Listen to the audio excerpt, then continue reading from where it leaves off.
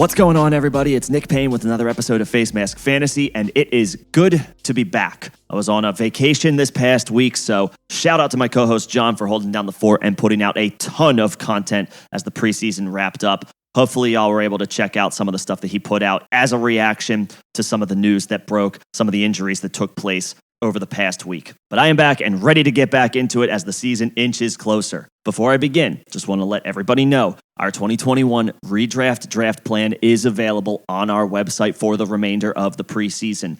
You can go to our page, facemaskpod.com. You'll enter your email address and you will get a downloadable link to the plan, which is 100% free. I've got player breakdowns, positional breakdowns by tier, guys I'm targeting, guys I think you should consider fading, plenty of information for you to go in, attack your draft, and come away with a solid foundation in any 10 or 12 team leagues that you may play in. Check it out. Now, on to today's topic, continuing to cover players ahead of the 2021 season and take a look at their potential fantasy outlook. Up today, New England Patriots wide receiver Jakobi Meyers. And this is in conjunction with the news that the Patriots released Cam Newton earlier this week.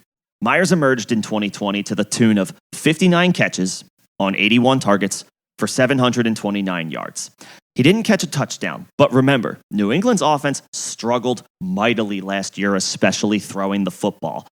Unfortunately, and I love Cam Newton as a player and as a quarterback for the years that he has played in this league, but he's since been released by the Patriots and looks to have lost some zip and accuracy on his throws. And subsequently, the team has turned to rookie Mac Jones, who will start right away and is now firmly entrenched as the Patriots QB1.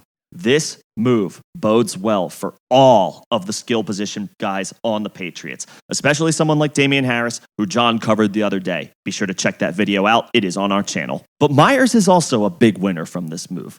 Yes, New England spent a lot of money in free agency to bring in the likes of Nelson Aguilar, Kendrick Bourne, Jonnu Smith, Hunter Henry, but Myers is still going to start for this team and is, at worst, on a week-to-week basis, the team's wide receiver 2.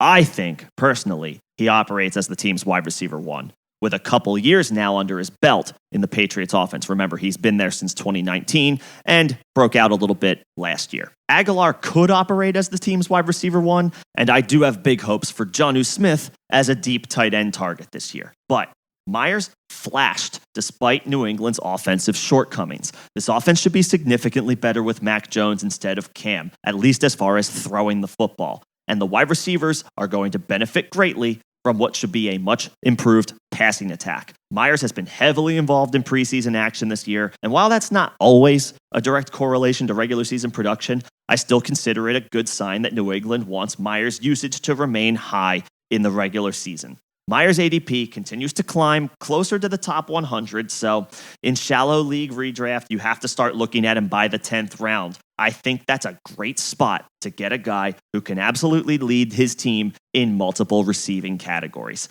He's got easy wide receiver 3 appeal or flex play, depending on the matchup. And in the 10th round, that's exactly the type of return on investment you're looking for in the draft.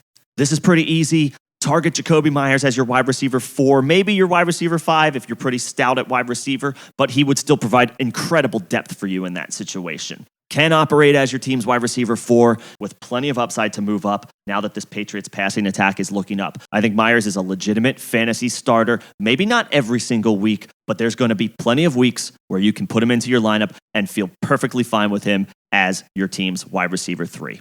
What do you guys think? Put your thoughts about Jakobi Meyers in the comment section below, and we can have a conversation about this. Till then, this is Nick Payne with Facemask Fantasy, producing fantasy content for you each and every day. Don't forget to subscribe. Thanks for listening.